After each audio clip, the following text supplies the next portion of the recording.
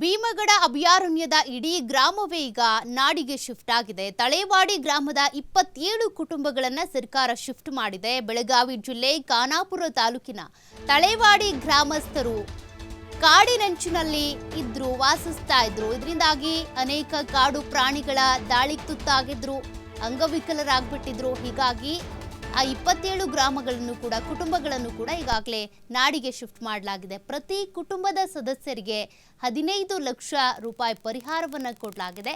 ಈಗ ಮೊದಲ ಹಂತದಲ್ಲಿ 10 ಲಕ್ಷ ರೂಪಾಯಿ ಚೆಕ್ ಅನ್ನು ವಿತರಣೆ ಮಾಡಲಾಯಿತು. ಗ್ರಾಮಸ್ಥರ ಸ್ಥಳಾಂತರಕ್ಕೆ 5 ಕೋಟಿ ಅನುದಾನ ಘೋಷಣೆ ಆಗಿತ್ತು. ಸತೀಶ್ ಜಾರಕಿಹೊಳಿ ಅವರ ಮನವಿ ಮೇರೆಗೆ ಈ ಅನುದಾನವನ್ನು ಬಿಡುಗಡೆ ಆಗಿದೆ.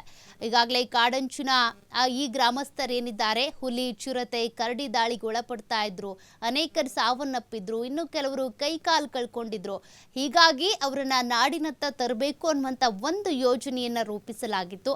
ಅದರ ಪ್ರಕಾರ ಈಗ ತಳೇವಾಡಿ ಗ್ರಾಮದ ಒಟ್ಟು 27 ಕುಟುಂಬಗಳನ್ನ ನಾಡಿಗೆ ತರಲಾಗಿದೆ. ಈ ಮೂಲಕ ಅವರಿಗೆ ಎಲ್ಲ ಸೌಲಭ್ಯಗಳನ್ನು ಕೂಡ ಒದಗಿಸಿಕೊಡಲಾಗುತ್ತೆ.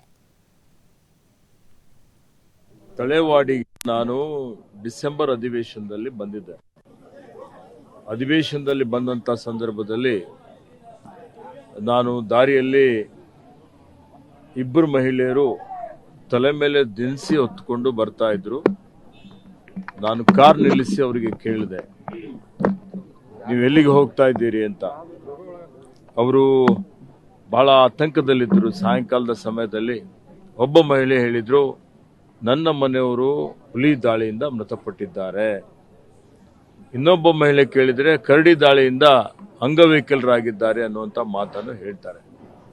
ಇಲ್ಲಿಗೆ ಬಂದಂತ ಸಂದರ್ಭದಲ್ಲಿ ತಳವಾಡಿ ಅರಣ್ಯವಾಸಿಗಳ ಜೊತೆಯಲ್ಲಿ ನಾನು ಸಂವಾದ ಮಾಡಿದೆ.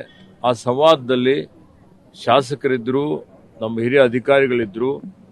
ಅಂತ ಸಂದರ್ಭದಲ್ಲಿ ಅವರು ಸ್ವಯಂ ಇಚ್ಛೆಯಿಂದ ನಾವೆಲ್ಲ ಇಲ್ಲಿಂದ ಪುನರ್ವಸತಿ ಅಂದ್ರೆ ಅಲ್ಲಿಗೆ ನಾವು ರಿಲೋಕೇಟ್ ಆಗ್ತೀವಿ ಅನ್ನುವಂತ ಒಂದು